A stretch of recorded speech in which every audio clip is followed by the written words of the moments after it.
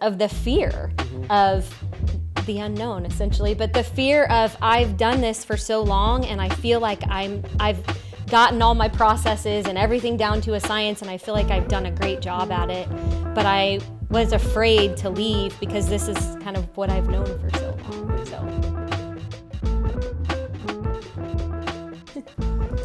All right, so why don't you tell everybody where we are? Am I looking at you or Wherever you want. We are at Roman and Leo. This is the only all-boys children's store in the Midwest. Here in Fishers, this is a store that I own named after my two oldest boys, Roman and Leo. That's where we are. And you had a pretty big announcement this week, right? On the 31st. Yeah. So what was that announcement? So I announced that after 12 years, I'm choosing to close down my children's store that I've worked really hard for. But I feel like it's time and I'm ready to move on to something new.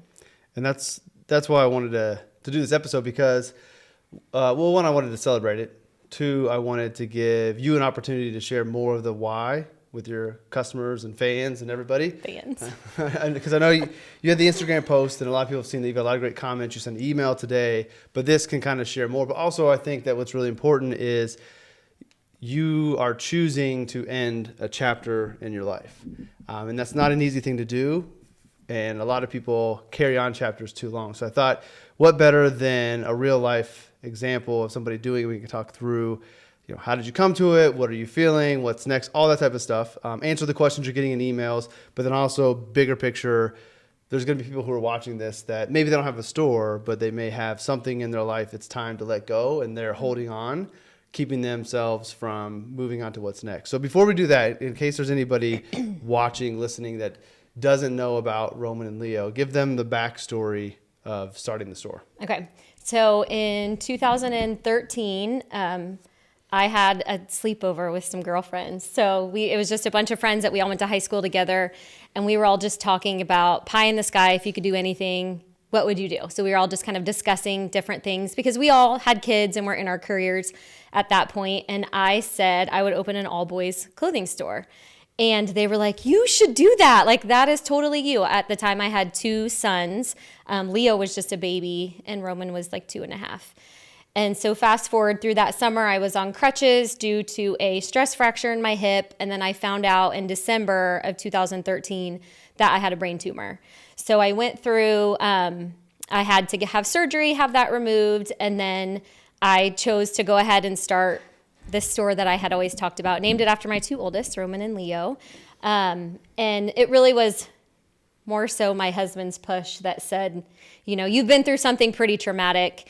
Life's really short. I want you to do this. And I remember my specific words back to him were, well, what if it fails?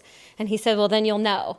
And so it just kind of was like a relief of, okay, I guess it isn't that big of a deal. I'm willing to move forward and try this because I had been through something so traumatic. And so I had a newfound kind of courage and bravery to go ahead and jump in. And I know myself that I like to be an expert at things. And so I knew I would dig in and learn as quickly as possible to do something that I had never done before. I do have a degree in marketing from IU. So having that business acumen, I knew a little bit about what I was getting myself into, but definitely didn't know all of the things that I would get into over the course of 12 years of owning my own shop. So that's kind of how everything started. I was in a little tiny space for 5 years. Those that are local, I was next door to the Nickel Plate restaurant. And I was between the Nickel Plate and the Fisher's Barbershop. So I was there for about 5 years. It was a 500 square foot space. So it was like a perfect little store. And I always used to say my clothes are little, so I don't need a big space. And then at about that 5-year mark, I found out that they were tearing my building down. It was over 100 years old. And so that was kind of a panic moment of what am I going to do? This little space that I've loved and that has worked so well for my business is going to be torn down. So I started searching for somewhere else, and that is where we are now. So I moved in here in 2019. That was a big jump for me. It was over twice the space, twice the rent, needing twice the inventory to fill it. But that was really where my business grew, was when I moved over to this location. So I kind of needed that little push of the store being torn down to kind of push me into out of my comfort zone, which I usually do need a little push to get out of my comfort zone. But came over here. I have a wonderful team of women that have worked in the store for many years. But yeah, that's kind of the story behind starting my shop. And there were multiple times along the way you could have quit. Like when you first started, you didn't talk about the little space you were in another boutique in that whole scenario where the boutique owner that you were renting space from, saw the success you were having, reached out to your brands, tried to carry the stuff that you were, and you called me crying like, I can't believe this is happening. What am I going to do? And I'm like, say less. I'm on my way. We took all your stuff out. And I said, you're going to get your own spot. Like you need to have your own spot. By that time, it was a short amount of time and you already had enough proof that you could do it on your own. Right. But again, you need that nudge. So universe nudge number one is someone's going to copy your stuff in the same store as you and we're going to go out. And we found that spot, like everything, if you look back, everything lined up perfectly. That old spot was open. Took a little while to get it. We got it. Had to fix up little things. You had the annual termite infestation, which was always a fun thing to deal with. And then that getting knocked down and this building being completed, like everything happened the way it's supposed to. Yeah. But you could have used those as times to exit.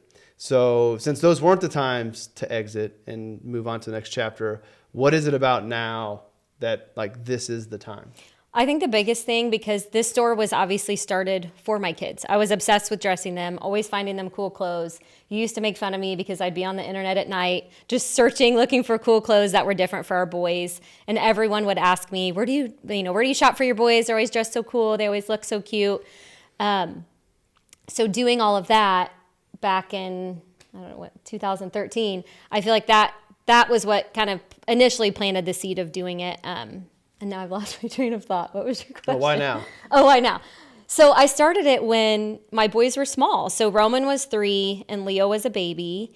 The whole premise of the store is little boys. So the store starts at newborn and goes up to size 8. In the midst of having the store, I had another boy, Silas. He is now 8. So my boys all are 15, 13, and 8. So they're no longer little boys. They're big boys. And they're busier than ever. I think because I loved dressing them so much, and that's where my passion began, and because the store is all surrounding little boys, that it's kind of run its course in our family. Our kids no one fits in these clothes anymore. I obviously haven't been dressing my boys for years, which killed me when they first started asking to wear Nike and all the athletic apparel. But the biggest reason, honestly, is our kids are big, and I feel like that chapter of having little boys, and even now, I was my own demographic for the store for so long, meaning I was the type of person that would come in and shop. Now I see these adorable little 28-year-old moms coming in who are pregnant for the first time, and I'm thinking, that feels like a lifetime ago. I'm so far removed from that. And not that you can't still run a business that is not, you're the same demographic, but I was my own demographic for so long that now that I have transitioned to teenagers, a child about to drive, kid in high school, traveling the country for sports for our boys, I just feel like I spend a lot of time on this business, and I loved it for so long. And now that passion for it has started to fade, it feels more and more like work every day, which is tough when you're putting in hours late at night and you're always the one communicating with your vendors and with customers, and it just feels like that chapter is ready to close, essentially. Well, I think the key there is the conversation around passion. Like that's a big thing that I believe in. Follow your passions, and you got to be passionate about things you're doing. And when you're doing things that are aligned with who you are in that moment, the hard work doesn't seem that hard. Right. But then it's when it it didn't for years. Like I was putting in the same amount of work, and I loved it. And we were talking about this earlier. There's a lot of pride in owning your own store and having something that's yours and bootstrapping it from the ground up all on your own to the level that it's gotten to. There's a lot of pride behind that. And I think I've stayed, we talked about this last night. I said, I think I probably stayed a year longer than I should have because of the fear of the unknown, essentially. But the fear of I've done this for so long, and I feel like I've gotten all my processes and everything down to a science, and I feel like I've done a great job at it. But I was afraid to leave because this is kind of what I've known for so long. Mm-hmm. So Mm-hmm. I do feel like I've waited longer than I could have. But that's the important part of this story is don't let the fear keep you somewhere. Yeah. You're not, whether that's business, relationships, like fear keeps a lot of people stuck. Yeah. And something that we talked about too, like I posted maybe 3 weeks ago, the video of me after I had my brain tumor and my face is swollen and my kids said like I looked like the guy from the Goonies. Sloth. Yeah.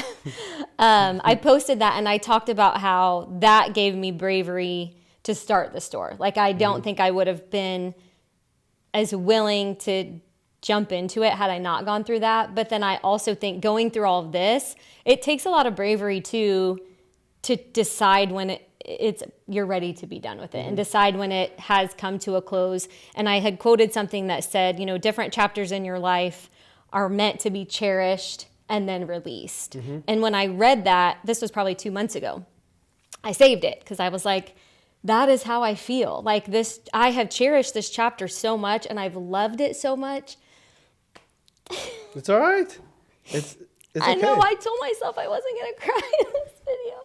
It's all right. I've loved it a lot. And I love the people, like the messages that I've got, like I get messages and I just have to show him my phone because I can't even read it. I'm like, this means so much to me.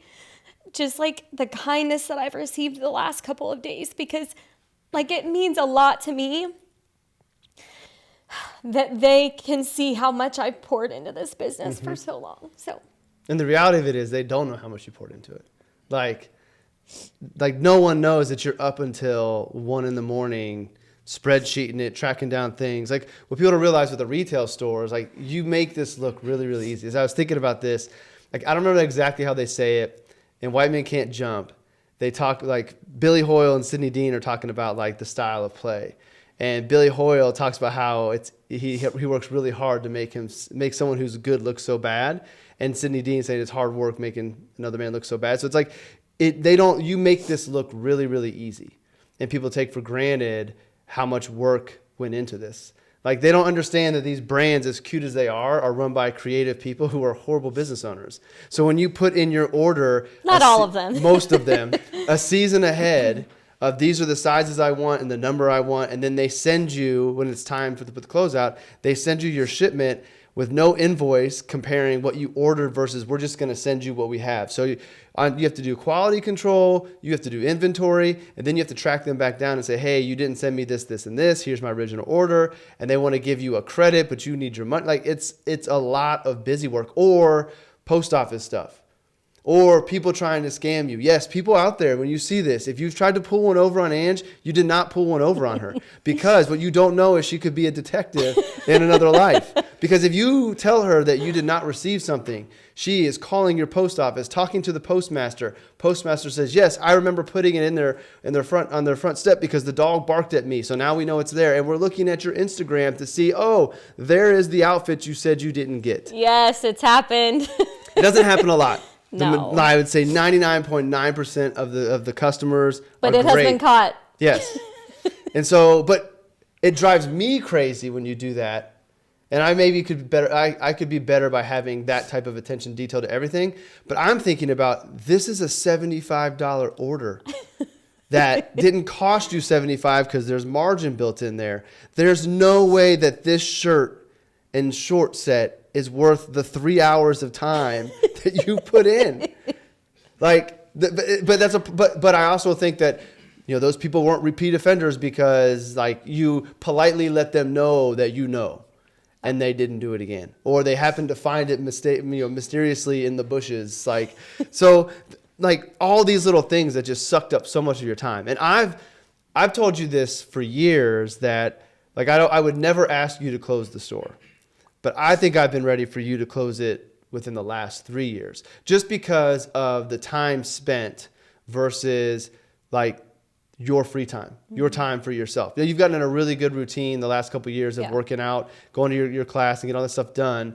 But like having to always be on working, like in the car at practices, on the computer doing stuff in the evening. But I will say something that I think all business owners can also agree with is having your own business does allow you to have that flexibility totally. to not have to work and be able to go to the Christmas party. So then I know I'm going to be up late at night doing the work that I could have been doing No doubt. in the middle of the day. No So doubt. I absolutely that is one of the perks of owning your own business. I will agree with that 100%. But if you were to break down, and you never got into this business for money. Right. Like, yes, you need to run a profitable business, which you did. Like, I think it's really cool to share the story. People wondering, can I do something like this? Mm-hmm. Like, the store was started with a $10,000 personal investment. It was savings that I had saved for years. Yeah, that I wasn't allowed to touch. No, with you doing finance, you always said, let's invest this. Let's put this somewhere. I'm like, no, this is my own personal savings that I'm keeping for a rainy day. So $10,000 personal investment gets things started.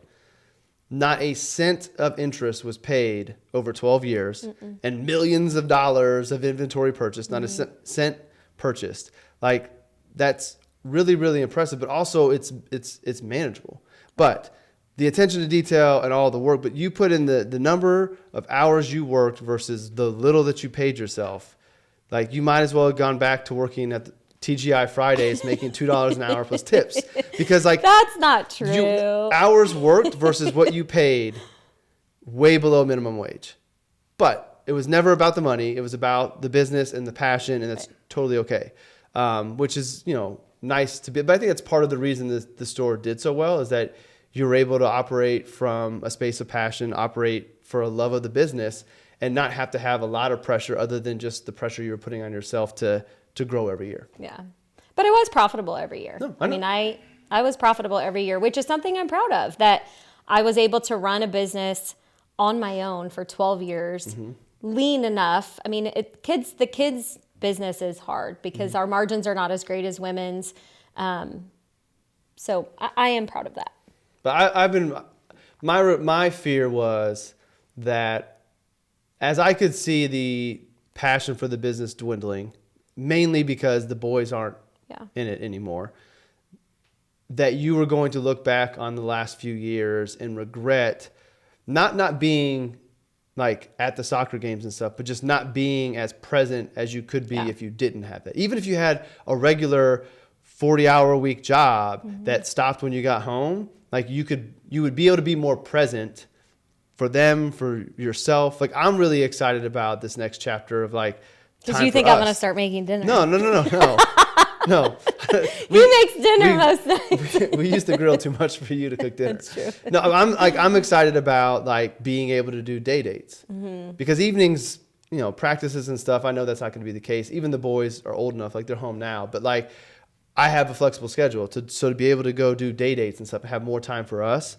I'm excited about that. So I just didn't want you to look back and be like, man, those last few years, I didn't hate what I was doing, but I missed out on whatever it may have been. And really, it would just be about just being able to be more present. And as I value presence and trying to be more present, and I understand how important it is, like, I want that for you. It's not about presence of you for me. It's about I want you to have the ability to be more present, because and you've always said that. I know what being more present means. I feel like you've always been good about making sure to say, like, go do this for yourself. Go take care of this for yourself. You've been working so hard this week. Go get your nails done. Go buy yourself something. Like, you're always been good about, because a lot of times I feel like if I'm not doing something for work or for like our family, that I'm not being productive, and that I don't know. I feel guilty about that. That I always felt like when I had available time, that I needed to be on my computer because stuff needed to get done. So Stuff's going to be there. I know. It's not like it'll be there when you get done doing whatever you're going to do. Well, all right. I want to talk about going back to fear. And I think some of the fear of ending a chapter is like a loss of identity. So I see this with retirees. Okay. Yeah. I have a lot of retired I've teachers. mentioned this too. So I've taught for 30 years. Who am I if I'm not teaching? You've run this store for 12 years. You've been a staple in the community, which is really, really cool. So like, have you thought much about the identity crisis that? Yeah, I think that was also something that held me back, is this is what I've known for so long, and this is my identity, I felt. But I think over the last year, I've come to the realization that it's not. How? I don't know. I don't know. I can't like pinpoint one specific thing that made me feel that way. I think just with the loss of passion and with our kids getting bigger and I don't know, just being around more people and doing different things with our kids. And I just realized this does not define me. Mm-hmm. This is not who I am. This is, again, kind of that chapter in my life that I feel like I have loved greatly, but I don't know. I don't know. From observation and just kind of like the way I think things work, I think that I'm glad you're doing this now, because I think that the 1 year longer that maybe you kept the store gave you the opportunity to process all that. Because I think that what helped you get to this point was the slow realization that it wasn't forced on you. Mm-hmm. So you could slowly realize that, okay, maybe there's something more for me. Maybe I am done with this chapter. And it's kind of like manifestation. Like once you began to see the other side of this, the possibilities, the freedom, whatever it might be, or that it was going to be okay if you stopped it.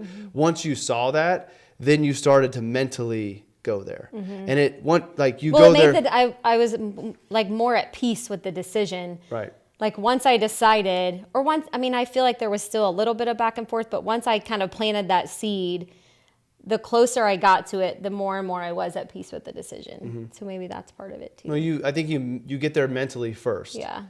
It's like you got to believe it before you see it. So you mentally get to, okay, this really is going to happen. This isn't my identity. Everything's going to be okay. And that allows you to get there. And then physically, like the world catches up. And it's been really cool. And I'm glad that people have given you tons of flowers over the last couple of days. I was thinking of that just like today when I was getting in the shower. I was like, what is it that Justin and his friends always say? Like to give people their flowers while they're alive. Yeah, while they're alive. That is totally how I have felt the last 2 days. Yeah. Like I'm overwhelmed and I'm literally going to screenshot every message and I'm going to save it or print it out in a book or do something with it because like it's overwhelming with just the sweet messages. And it's the ones that have gotten me the most emotional are the other business owners. They're like, nobody knows like we do, how much it takes to do this. And they've said like, you've made it look so easy or you've inspired me. Like people I've never met before that, we've just kind of messaged each other back and forth on social.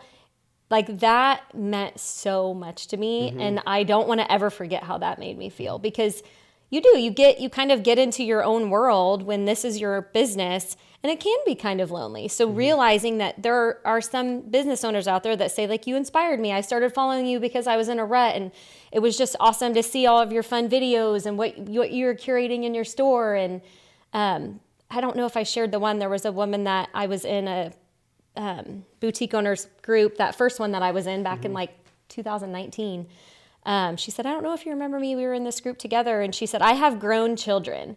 And she was like, time is our greatest gift and our greatest asset. And she was like, I'm so like thankful that you recognize that like now is the time and that you have the opportunity to decide to make this decision to have more time for yourself and for your children. Because the time, once you have kids, I never thought about time before we had kids. It was like once you have kids and you just see how quickly they grow, and just like the video that I put out of showing what Roman and Leo looked like when I first started the store.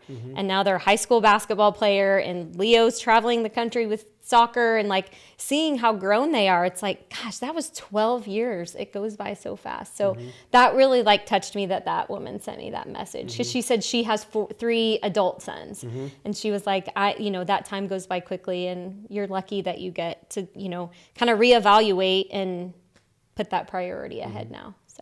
So that's everybody's, cue to give people flowers more often. And that's what totally for me, I'm like, gosh, I need to make more people feel like this and tell them when they inspire me and tell them when, and I have just today too, I emailed a couple of the brands that I've worked with for so long and just let them know how much they've meant to my business and to me personally, because there are so many people out there that don't realize what good they're putting out into the world and how they're impacting others. And so just telling them that little thing, I've boo-hooed my eyes out for the last 2 days.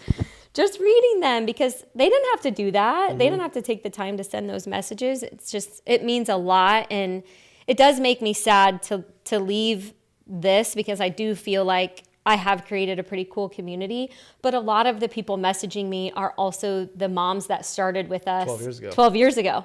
And they see, because their kids are the same age as ours, their kids are growing so quickly, and they wholeheartedly understand like where my heart is and how I came to this realization of this decision. I've been trying to think about what is it that the audience that you have, like what would be a new thing to do that would benefit them. Because they are with you, they've been with you. They may not shop at the store anymore, right. but like there's a connection there.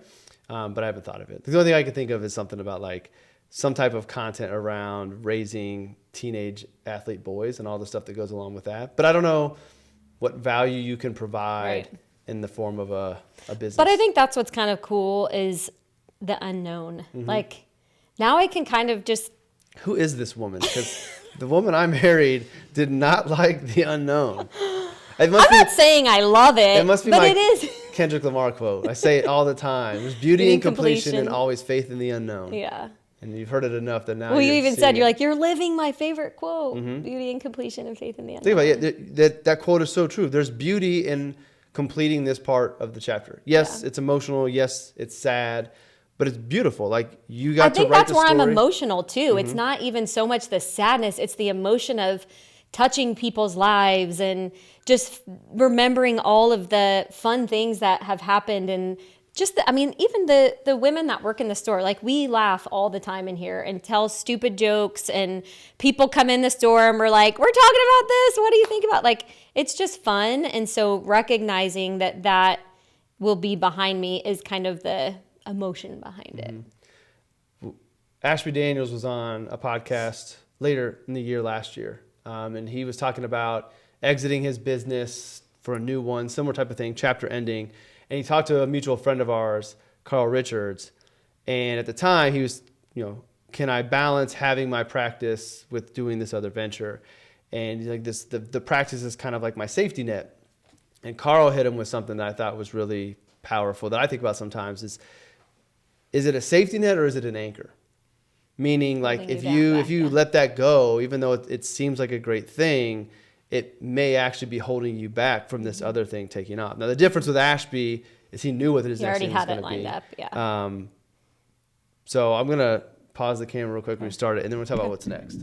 Okay. All right. So, I mentioned Ashby knew what was next, and the old business was an anchor because it's continued to grow as great as it was. Even though you don't know, like what's next for you? Like mm-hmm. How are you going to approach the next 6 months, 9 months, year?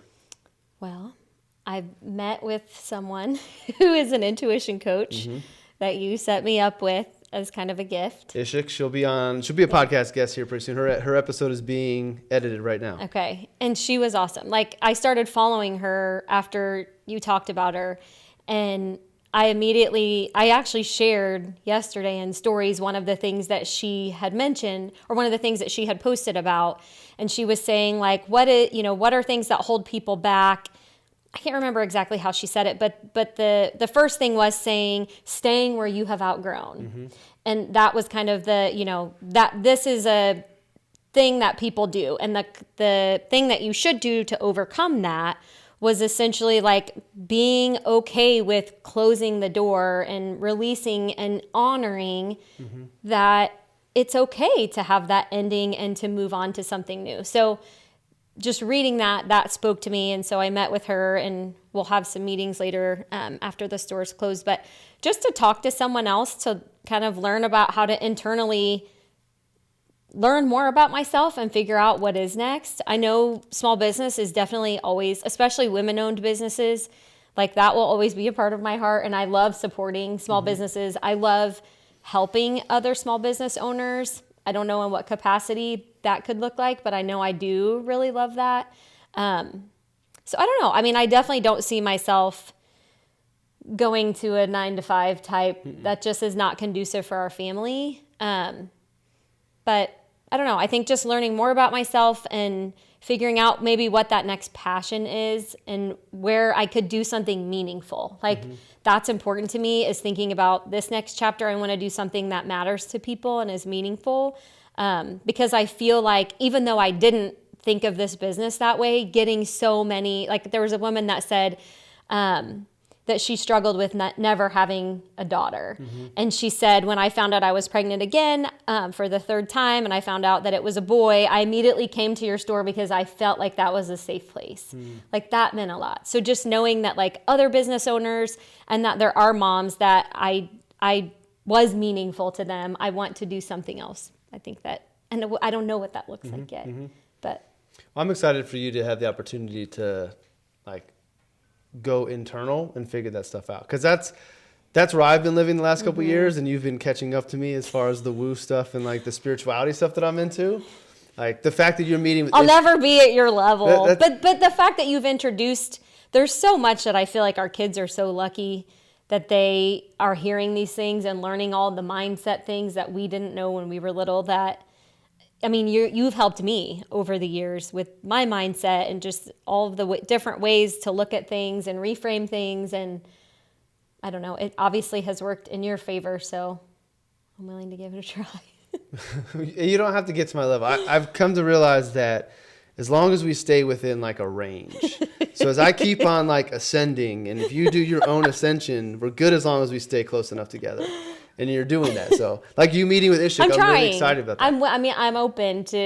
I'm open to learning more because I don't know. I just think it's something I'm willing to do. So I mean, you won't be any worse off diving in and getting more in touch with yourself and understanding who you are and tapping into what are your unique gifts and talents and how can you use those. And like I did a session with Ishik. She's awesome. Like I think that she'll give you more clarity and help you. And she doesn't give it to you. She helps you find it. So I'm excited to see how your time with her goes, what comes on the other side of that. But I do think that the small business world, helping women with their businesses, like that's a great next step. I just have gained so much knowledge in 12 years that I feel like there's a lot of value in what I know, and I love helping.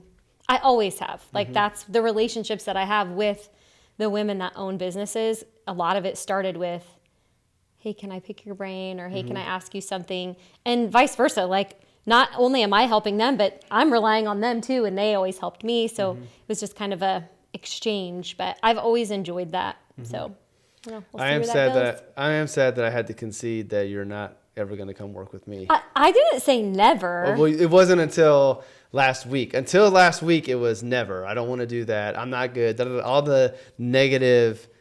No, I just said what you do is not exciting to me. But you don't know what I do. And I think I like having my own thing. Like I respect that. I like working. That's the one thing that a lot of people, I don't want them to misunderstand. I'm not leaving Roman and Leo to just stay at home, and not to say just, because that's a massive job.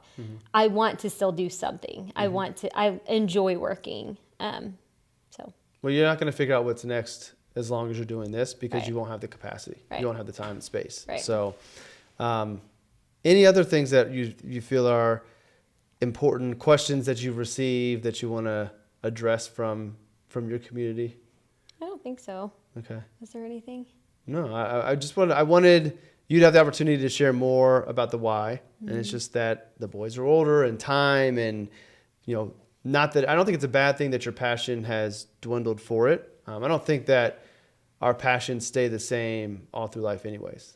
We have to grow and evolve. And as we grow and evolve, our passions eventually are going to change. And they might have a similar thread. Like the passion may not be boys clothing, maybe small business, maybe women, who knows what it is, but our passions need to evolve for us to grow. So I don't view it as a bad thing. I'm excited for you to see what's next. I'm also excited for you to come into this phase more open to like seeing what you can learn versus knowing exactly what's going to be next. Like I know normally you don't like that. Like I remember when the apartment guide let you go. When I was pregnant. When you were pregnant. Yeah, we should have sued them. But like that unknown and like, what am I going to do? And I was 27 years old. Like I was just young, and I've lived a lot of life, I feel like, since then, especially like with all the things that we've been through as a family and having children. And But Yeah. everything works itself out. Yeah. Like even in that situation, Godiva was next, right? Mm-hmm. Stumble into Godiva, which was, not the No, great, Channel 6. Channel 6? Yeah. In Godiva? Yeah. That's right. Yeah. You got the Channel 6 job while you were pregnant and they didn't know. Yeah. But then you only got 6 weeks off because Yeah. you weren't there long enough. Yeah. But everything works itself out. Like whether it be the way that this store evolved and grew. Well, and I just think of like with every job I've had, the relation, like there are people in every job that I've had that I have stayed in touch with, and just like meeting those people for a reason. I was at that location to meet those people and have those people in my life in some capacity. So I think the only other thing I just want to do is just thank everyone, because obviously 12 years is a long time to go through having a business. And there are so many people that I've met and have really enjoyed getting to know over the years, and just everyone that sent me messages this week. It started with the first video. It was a lot of personal friends and family leaving messages, and those still mean a ton to me. But just getting messages from, our old regulars and people that I've never met before or that I don't know personally, just really kind, genuine messages have really meant a lot to me. So I just want to thank them for that. And it's just a reflection of what you poured into the shop. Like if you didn't care so much and didn't put so much attention to detail, like you don't make it 12 years doing it. Like, again, going back to people not knowing how hard you work and people taking for granted, like, no lie, you put in an order today, well, not today, but like tomorrow morning, Monday morning, you go online and buy an order, it's out in the mail that afternoon. Well, but my team is shipping it. No, I'm not saying. But that's the expectation. But it's the store. Yeah. Yeah, that's the store. Like the quality, and it's not thrown in a black plastic bag. It's wrapped up in tissue paper, tied with the bow. Like a lot of attention and love was put into it, which is why I think it was so successful. I think I wanted this to be a special store. Like I wanted people to feel special being in here. I wanted them to receive their order that they place and it not feel like an Amazon package thrown in plastic in the manufacturer packaging. Like I wanted them to receive it and it looks like a little gift. Like those little details were important to me with having the store, because people have had, and still, there are even more options of where to shop. So they chose to shop with me. It was kind of like my little love letter back to them. Like, thank you for choosing me. And here is a beautifully wrapped order with a little thank you note and maybe some stickers or a tattoo for your son. Just little additional things, just because they didn't have to choose to shop here and they did. So.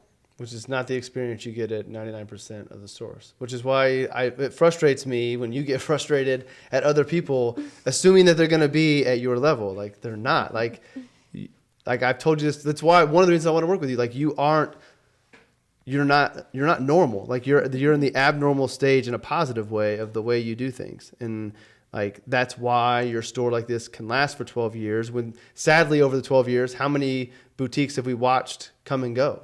Yeah, I made a list years ago, and it was like 15 in the central Indiana area. Since I opened, 15 children's stores had come and gone. Yeah.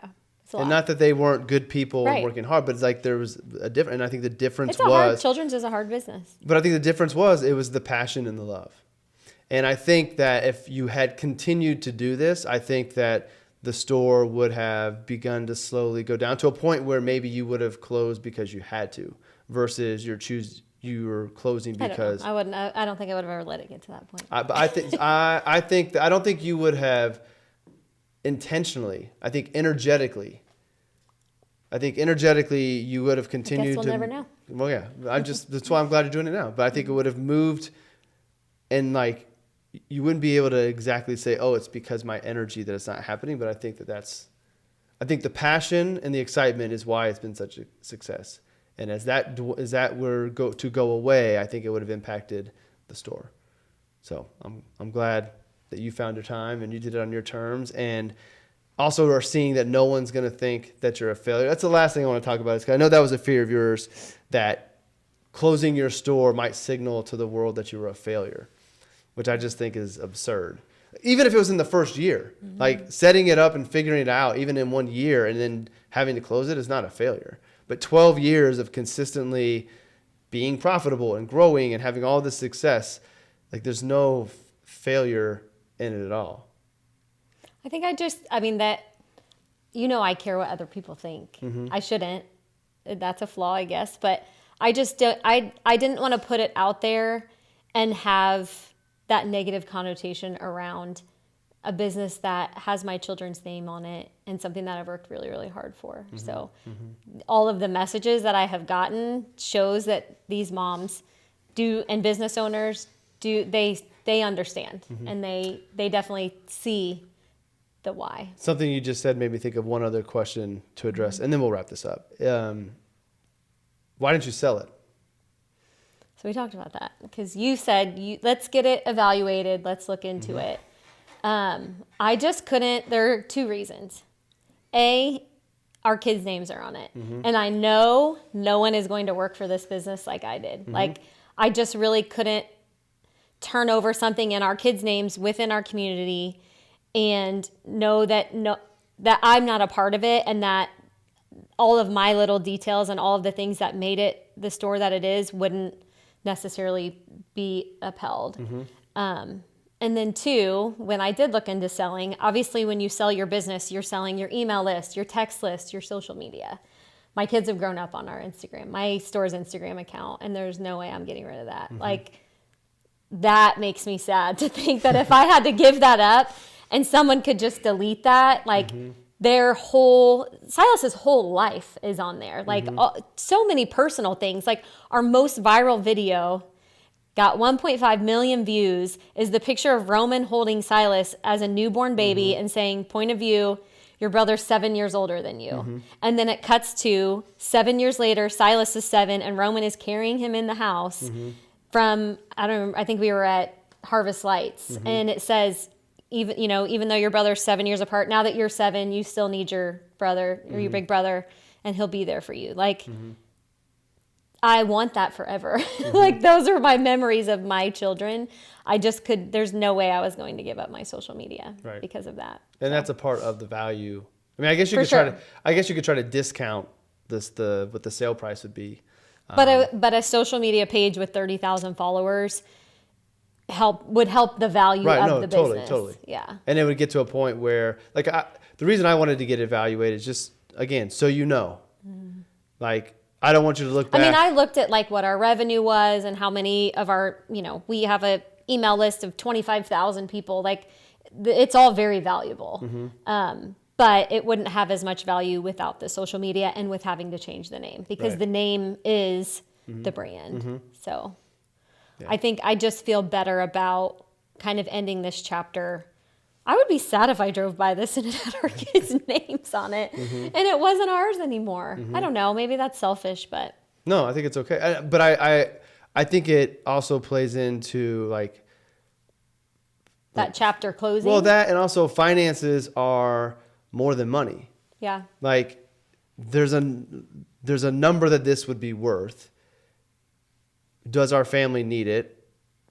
It would help, but we don't need it, thankfully. But like, you're not making. It's not worth it. Right. Like, there might have been a number. That was what I wanted to find out. Is the valuation a number that you could say, all right, that's life-changing money, which I knew it wouldn't be, but that's life-changing money that if someone messes up the name, so be it, because we got, 7 figures for the store, which is not going to would not be the case. Right. So like, okay, yes, we could sell the store and we could, there would be some money, but then after taxes and everything, is that additional money meaningful to our quality of life and what we're able to do, to the point where the unhappiness you had driving by not owning it would be worth it? And for some people, there might be a number. Right. Like, give us $20 million. I don't care. And you drive by and be sad all you want. We're fine. But like, if it's whatever, but if it's not, like, then I also think sometimes you'd make you make the decision not based on the numbers. You make the decision based on how you feel and what feels right. And I think that numbers will work themselves out in the long run. So, but I know that people have asked about, well, would you sell it and things like that. So it's kind of like the decision along the way of, would you franchise it or would you open another location? And like that, for you, took away too much of the control. Yeah. I mean, I have had a couple people already reach out and say, what if someone else went in and started their own shop? I'm like, that's great. I will put you in touch with our property manager. I would love for someone to come in here and make this another retail shop. Like, I think that would be awesome, but it just won't be, obviously, my business. Right. But I would be happy to get them started. I've got some racks and hangers that they can buy too. All right. Well, so let's bring this to an end. Okay. So we got a few more weeks left to shop. Where should everybody go to do the shopping if they're local and they're not local, all that type of stuff? Yeah. So if you're local, if you don't know where we are, we're just west of Target. In Fishers. Yeah. And then romanandleo.com will be open through January 28th. So we have to move out by the 31st. So the 28th gave me a little cushion to have to take things down and get a U-Haul and get it all moved out. Okay. So. Well, thanks for doing the episode and sharing the story. Thanks for asking me. Oh, and like I said, I'm excited for you, for what's next for you and for us and for the boys. And I don't think it'll be long before you figure out at least the direction you're going. Just may not exactly know how it plays out, but it'll all work itself out. All right.